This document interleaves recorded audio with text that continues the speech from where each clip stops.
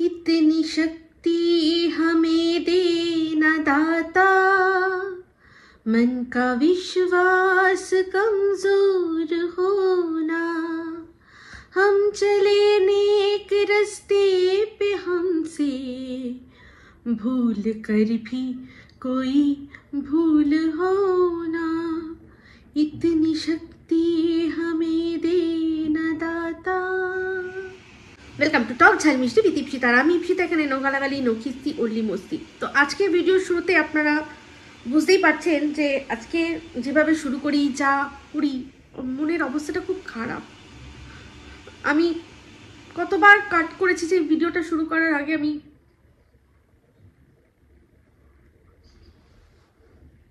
আপনাদের বলে বোঝাতে পারবো না।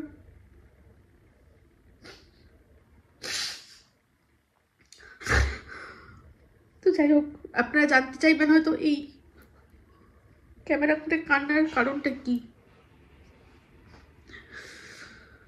এই যে গানটা গাইলাম, हम चले नेक रास्ते पे हमसे भूल कर भी कोई भूल हो ना, কিন্তু আমরা তো মানুষ, মানুষ মাত্রই মানুষের সাথেই ভুল শব্দটা জড়িয়ে রয়েছে। মানুষ চলার পথে ভুল করবে, তাই জন্য তো মানুষ। ভুল না করলে তো ভগবান হয়ে যাবে, তাই না? বা ভগবানের পাঠানো কোনো দূত হয়ে যাবে। তো সেরকম ভুল মানুষের দ্বারা হয়, মানুষ চিনতে, তাই না? আজ এরকমই একটা ঘটনা আমার চোখের সামনে আসলো। আশা করি আপনারা সবাই এতক্ষণে জেনে গেছেন ব্যাঙ্গালোরের একটা ঘটনা। জনৈক আতুল নামে একটি ছেলে, সে একটি ডিসিশন নিয়েছে। সেই ডিসিশনটা কি নিজেই নিজেকে বুঝতেই পাচ্ছেন, তুলতে চাই না এমন কিছু কথা যাতে করে প্রবলেম হয়, বুঝতে পেরে গেছেন। ঘটনাটা আমি যখন শুনছিলাম না, আর মানে যেভাবে শুনছিলাম ভাবছিলাম যে সত্যি আমরা কোথায় না কোন জগতে বাস করছি। একটা সময় 90-এর দশকের প্রথম দিকে খবরের কাগজ খুললেই বা নিউজ যে চ্যানেল, তখন তো দূরদর্শন ছাড়া কিছুই ছিল না। আমি 80s 90s-এর কথা বলছি। একটা সময় খবরের কাগজ খুললেই পণ প্রথার জন্য আজ বধূ, যেখানে সেখানে শুধু দেখতাম বধূ আর কি হত্যা, বধূ হঠাৎ করে মারা গেছে, বধূ হঠাৎ করে মারা গেছে। পরে বুঝতে শিখলাম যে তারা পণ প্রথার বলি হয়েছে। তো একটা সময় পরপর এতগুলো ঘটনা ঘটছিল, যে বোঝাই যাচ্ছিল যে এটা একটা প্যাটার্ন নিয়ে নিয়েছে সবাই। মানে এই জিনিসটাকে কাজে লাগিয়ে পণের জন্য মেয়েদেরকে তাদের আর কি হিংসার শিকার করছে, দিয়ে একটার পর একটা তাদেরকে শেষ করে দিচ্ছে। সেই জন্য সরকার নড়ে চড়ে উঠে মেয়েদের পক্ষে এই বধূ নির্যাতনের এটা রোখার জন্য একটা এমন কড়া আইন আনলো, যেখানে কোনো বধূ, সে যে কোনো কারণেই তার যদি মৃত্যু হয়, সবার আগে সেটা নিয়ে তদন্ত করা হবে। আর শুধু যেই কোনো একটা কেস হবে, যদি এই বধূর বাড়ির যারা লোক তারা একটা যদি কেস করে দেয়, তাহলে কোনো রকম কোনো দেখা হবে না, কোনো কিছু খুঁটিয়ে দেখা হবে না। আগে স্বামী, তারপর শ্বশুর শাশুড়ি, বাড়িতে ননদ, দেওর, যাদের পাবে সবাইকে সঙ্গে সঙ্গে দেন অ্যান্ড দেয়ার অ্যারেস্ট করা হবে। তারপর কেস চলবে, কি হবে তারা ঠিকঠাকভাবে নিজেদের পক্ষ রাখতে পারবে, না পারবে, যা হবে হবে। এইরকম কড়াকড়ি করে দিয়েছিল। তো এই যে আইনটা, সেই আইনটা করাতে কি হয়েছে, এই বধূ নির্যাতনের যে ঘটনা, আমি বলবো না যে একেবারে নিশ্চিহ্ন হয়ে গেছে, কিন্তু অনেক কমে গেছে। কারণ যেহেতু মানে দেন অ্যান্ড দেয়ার কিছু না দেখেই অ্যারেস্ট হতো, তখন কিন্তু সবাই এটাকে একটা ভয় হিসাবে নিয়েছিল। সত্যি সঙ্গে সঙ্গে অ্যারেস্ট হতো। তো আমি আমার এই ভিডিওতে, মানে আমি অনেক ভিডিওতে বলেছি যে এই যে 498A মামলা, পরবর্তীকালে দেখা গেল যে অনলি 33% হচ্ছে রিয়েল, বাদবাকি সমস্তটাই ফেক। বা মিথ্যে মামলা। মানে 100টা যদি মামলা রুজু করা হয় তাহলে শুধুমাত্র 33টা মামলাই হচ্ছে গিয়ে সঠিক, যেখানে সত্যিই বধূরা নির্যাতিত। বাদবাকি যারা রয়েছে সবই তারা মিথ্যা মামলা। কোনো না কোনোভাবে তারা তাদের স্বামী শ্বশুরবাড়ি তাদেরকে ফাঁসানোর জন্য করেছে। তো তারপর কি হলো, এই আইনটাকে মেয়েরা একটা এমন অস্ত্র হিসাবে নিল, সেটা দিয়ে তারা তাদের স্বামী তাদের শ্বশুরবাড়ির লোকজনকে ভয়ে দেখিয়ে রাখতো যে বেশি কিছু করলেই কি করবে না 498 মামলা করব। সেই জন্য অনেক মানে নিরীহ স্বামী আর শ্বশুরবাড়িরা তারা চুপচাপ মুখ বুঝে কোনো মহিলার তারা মানে যেটাকে বলে রীতিমতো তাদের অসভ্যতামিগুলো সহ্য করেছে। এরকম প্রচুর রয়েছে আশেপাশে, যদি আপনারা দেখেন তাহলে পেয়ে যাবেন উপমা। তো এবারও এই 498 যে আইন, তার বলি হলো একটি ছেলে। তো ঘটনাটা আপনারা যারা জানেন তারা জানেন, যারা জানেন না তাদেরকে বলি। এই যে ছেলেটি, সে থাকতো ব্যাঙ্গালোরে, ঠিক আছে, সাধারণ চাকরি করে, সাধারণ ঘরের। তার যে বিয়ে হয়েছিল জৌনপুর বলে একটি জায়গা, সেখানকার একটি মেয়ের সাথে। তো তারপর তাদের একটি সন্তানও হয়। তারপরে কি হয়, বউ সেই সন্তানকে নিয়ে স্বামীর ঘর ছেড়ে বাপের বাড়িতে চলে যায়। চলে গিয়ে তাদের ওপর মিথ্যা মামলা করে, 9টা মিথ্যা মামলা করেছে। তো আর কোথায় করেছে না জৌনপুর। তো এই ছেলেটি বারবার করে 9টা মামলা, যেহেতু তার মানে ওকে বারবারই শুধু জৌনপুরের চক্কর কাটতে হচ্ছে, ব্যাঙ্গালোরতে ও চাকরি করে, সেখান থেকে বারবার করে যেতে হচ্ছে, গিয়ে কেসটা লড়তে হচ্ছে। তো সেই কেস লড়তে লড়তে সবার আগে কি হয়েছে না, মেনটেনেন্সের জন্য পয়সা, মাসে 40,000 টাকা করে মেনটেনেন্সের জন্য পয়সা দিত বউ আর স্ত্রীর। তো এই ছেলেটি নিজের যে আর কি যে একটা নোট ছেড়ে গেছে, তাতে সে বলেছে যে আমার টাকাই আমার বিরুদ্ধে খরচা করা হচ্ছে। মানে আমি আমার বউকে, আমি যে টাকাটা ইনকাম করছি তার জন্য আমি কি করছি, ট্যাক্স দিচ্ছি। সেই ট্যাক্সের পয়সায় কারা আর কি সেটা, সেই ট্যাক্সের পয়সায় মাইনে যাচ্ছে থানা, পুলিশ, তারপর হচ্ছে আইনজীবী তাদের। তো ওনার আর কি এটা বক্তব্য যে আইনজীবী সেই ওনার স্ত্রীর পক্ষে একটু বেশি আর কি, স্ত্রীর হয়ে বেশি ওনাকে সওয়াল জবাব করতো বা ওকে একটু বেশি প্রেফার করতো, এটা ওনার দাবি। কারণ উনি ওনার নোটের মধ্যে কয়েকজনকে দাবি করে মানে দায়ী করে গেছেন, তার মধ্যে উনি একজন আছেন। বাদবাকি সমস্ত বিচারপতি সবার উপর আমার কিন্তু আস্থা মানে একেবারে অনর। কিন্তু ইনি যা বলছেন আমি সেটাই জাস্ট বলছি, আমার এটা কিন্তু পার্সোনাল কোনো ওপিনিয়ন নয়। তো উনি ওনাকে দায়ী করে গেছে, তো তাই সেই দায়ী করার পেছনে কারণও আছে, সেটা উনি বলেছেন। তো সেক্ষেত্রে কি হয়েছে যে আমার ট্যাক্সের পয়সায় যে আইন সিস্টেম চলছে, সেই আইন সিস্টেম আমার বিরুদ্ধেই আমাকে কাজে লাগানো হচ্ছে। তারপর আমি যে টাকাটা আমার বউকে দিচ্ছি, সেই টাকা দিয়ে সে ওই উকিল বলো তার লাগিয়ে আমাকেই আর কি শেষ করার চক্রান্ত করছে, ঠিক আছে। তো সেক্ষেত্রে একটা এরকম শুনানি হয়, উনি বলেন যে এরকমভাবে যদি আপনারা আমাকে চাপ দিতে থাকেন তাহলে তো আমি নিজেকে শেষ করে নেওয়া ছাড়া আমার কোনো উপায় নেই। তো সেক্ষেত্রে জাজের সামনে তার স্ত্রী বলছে যে তাহলে এত লোকে যখন শেষ হয়ে যাচ্ছে তুমি কেন নিজেকে শেষ করে নিচ্ছ না। সেটাতে ওই বিচারপতি হাসছেন আর সবাই হাসছেন যে তুমি কেন, তাহলে যদি সত্যি সবাই শেষ করে নিচ্ছে নিজেকে, হ্যাঁ, এই বউদের অত্যাচারে, তাহলে তুমি কেন এতদিনে শেষ হয়ে যাচ্ছ না, তুমি শেষ হয়ে যাও। ভরা আদালতে সে বলেছে। তার নেক্সট হিয়ারিংয়ে যখন বর অ্যাপিয়ার করেছে, তখন বউ সেই আদালতের মধ্যে বিচারপতির সামনেই জিজ্ঞাসা করছে কি ব্যাপার, তুমি এখনো বেঁচে আছো, তুমি মরে যাওনি? এমা, আমি তো ভাবলাম তুমি মরে গেছো। ভাবতে পারছেন, সেখানেও ওই যিনি বিচারপতি উনি হাসছেন।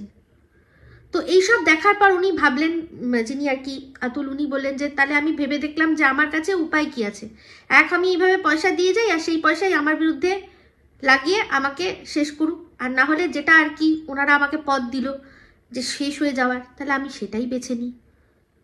তো শেষমেশ সে সেটাই বেছেছে। নিজের যে নোটটা রেখেছে তার মধ্যে নিজের সন্তানের জন্য অনেক কথা সে বলেছে, যে আমি একটু একটু করে টাকা জমাচ্ছিলাম যাতে তুমি এখন ছোট, তুমি যখন বড় হবে, যাতে তুমি যখন কলেজে যাওয়া শুরু করবে, তাহলে তখন আমি যেন তোমার জন্য একটা গাড়ি কিনে দিতে পারি, আমি সেরকম ব্যবস্থা করছিলাম। চিন্তা করে দেখুন, ওর সাথে থাকবে না, বিয়ে হয়েছিল, স্বামীর সাথে পোষায়নি, বাচ্চা নিয়ে চলে গেছে, থাকবে না, স্বামীর কাছ থেকে মেনটেনেন্স বাবদ 40,000 টাকা মাসে পাচ্ছে।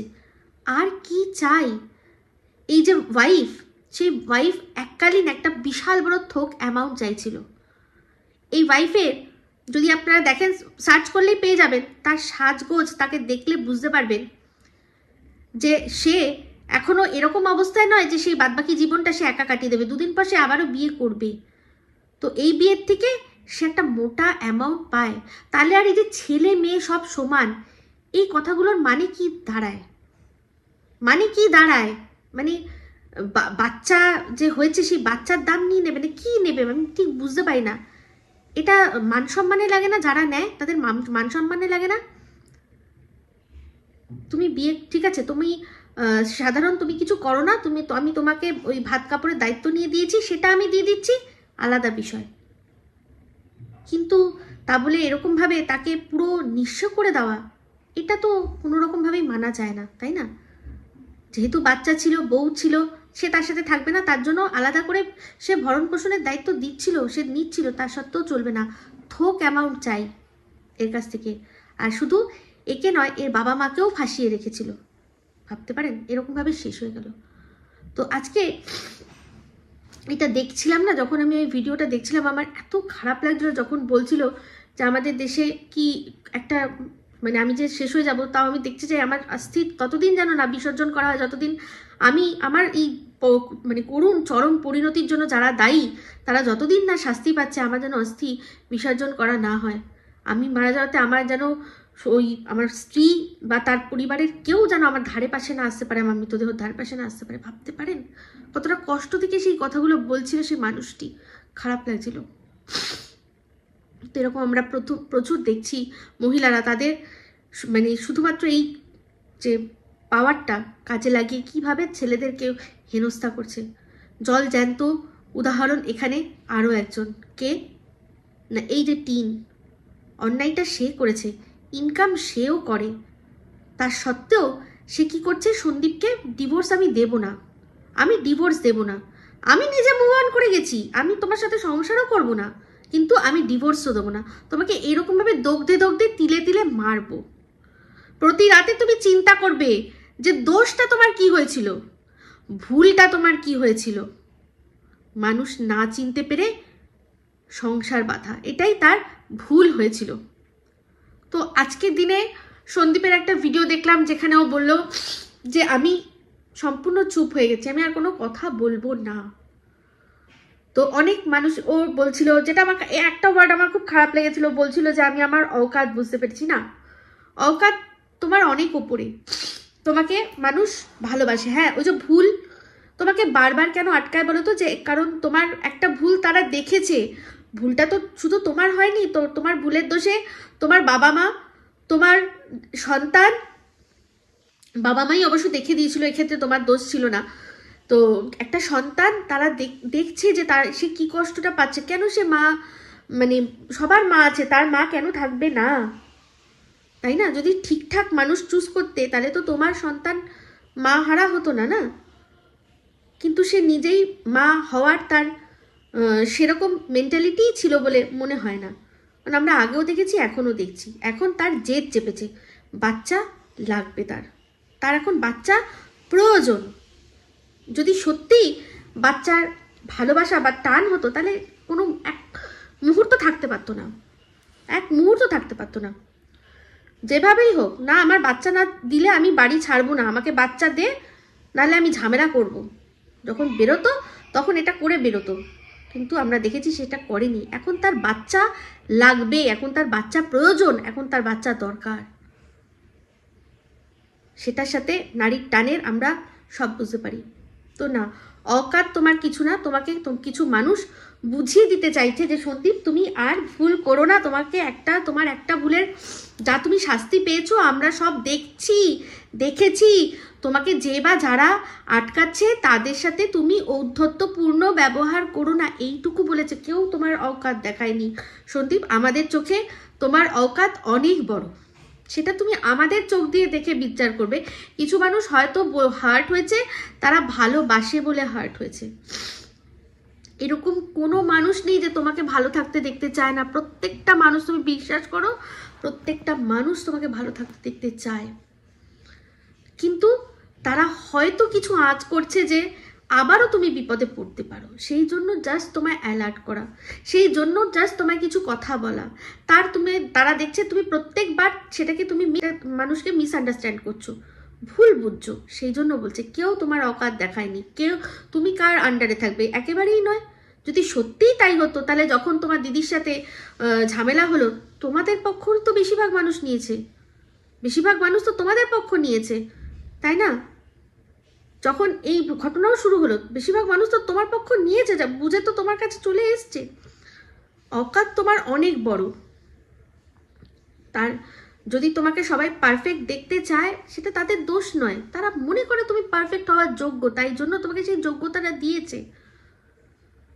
সেখানে তুমি এখানে অস্বীকার করতে পারবে না। আমি জানি তুমি বললে যে আমি আমার ভিডিওতে কারোর নামও নেব না, আমি কেউ আমার ভিডিওতেও আসবে না। আজকে দেখো, এই যে আমি দর্শকদের বলছি একটা কথা, কতবার আমাকে আপনারা বলেছেন না যে যাও না গো, তোমাকে দেখতে চাই, ওদের সাথে দেখতে চাই। আমি কেন বলেছিলাম যে আমি এখন যাব না, যাবো কোনো না কোনো দিন, হয়তো কোনো না কোনো সময় যাব বা দেখা করব, কিন্তু এখন না। যতদিন এই কন্ট্রোভার্সিটা চলছে ততদিন আমি করব না।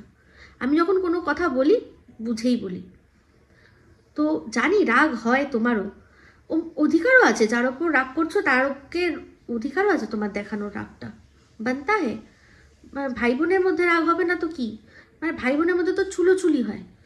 তো সেক্ষেত্রে রাগ দেখাচ্ছ, কিন্তু রাগ দেখাতে গিয়ে এমন কোনো কথা বলে ফেলছো বা বলে দিচ্ছ সেটা বুঝতে পারছো না। এটা হয়, ওই যে ভুল তো মানুষ মাত্রই হয়।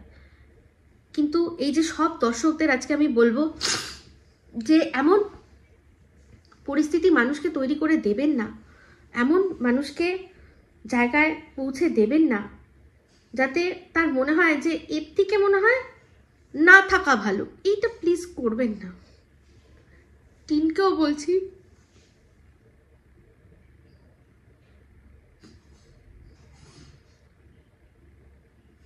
মিটিয়ে নাও।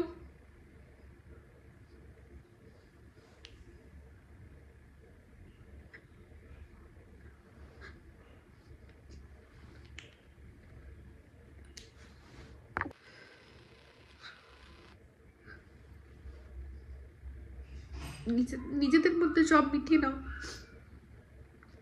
কি হবে? তুমি তো ভালো আছো,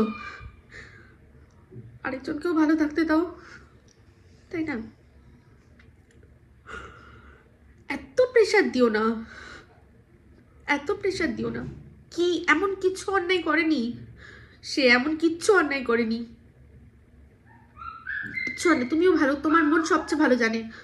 তোমার ওই ঘটনা সামনে যখন প্রথম জানতে পেরেছিল, যদি সেক্ষেত্রে তোমাকে কোনো শাসন করে থাকে, অনেক কম করেছে, অনেক কম করেছে। আজকের ডেটে তুমি দাঁড়িয়ে চিন্তা করে দেখো, এত প্রেশার দিও না, ঠিক আছে? সন্দীপ অনেক স্ট্রং, আর সবচেয়ে বড় কথা সন্দীপের বাবা মা, সন্দীপের ছেলে, সবার দায়িত্বর ওপর আছে। ভাবুন তো, সেগুলো সামলেও, এই প্রেশারগুলো সামলালো, ওর পক্ষে কতটা কঠিন ব্যাপার। ওর জায়গায় একবারও আমরা কি সত্যি সেভাবে যে মানে দাঁড়াতে পারি? আমরা পারি কি? ও তো কখনো এটাও ভাবতে পারবে না, কোনোদিনও যেন ভগবান না করে ওর মাথায় সব আসেও। তো সেক্ষেত্রে বলছি যে সময় থাকতে সব কিছু ঠিক করে নেওয়া উচিত। আমার মনে এবার এই জিনিসটা মানে কন্ট্রোভার্সি তো অবশ্যই থাকবে, কিন্তু আমার মনে হয় এবার ওদের একটু নিজেদের বোঝা উচিত যে কি করলে হয়। মানে এরকম কারোরই পরিণতি দেখতে চাই না। যাই হোক, টিনের ভিডিও দেখেছি, টিনের ভিডিও সম্পর্কে যদি পরে কিছু বলার হয় বলবো, কিন্তু একটাই কথা বলবো, চশমাটা খুব সুন্দর হয়েছে, ওকে খুব মানিয়েছে। কিন্তু ওই চশমা পরে যে মুখের মধ্যে একটা ব্যাপার সুন্দর এসছে, সেটা দিয়ে যদি ওই রাস্তা দিয়ে যেতে যেতে ওরে গুঁতো করে না, ভাল লাগবে না। চলুন, এই ভিডিওটা আমি আজকে এখানেই এন্ড করছি। আর সবাইকে বলবো সন্দীপের পাশে থাকুন, প্লিজ পাশে থাকুন। ও এমন কিছু অন্যায় করেনি, যদি কারোর সাথে একটু কথাও বলে থাকে, কোনো এমন কিছু অন্যায় করেনি। কি করবে ছেলেটার দিনের শেষে? ঠিক আছে, চলুন সবাই ভালো থাকবেন, সুস্থ থাকবেন।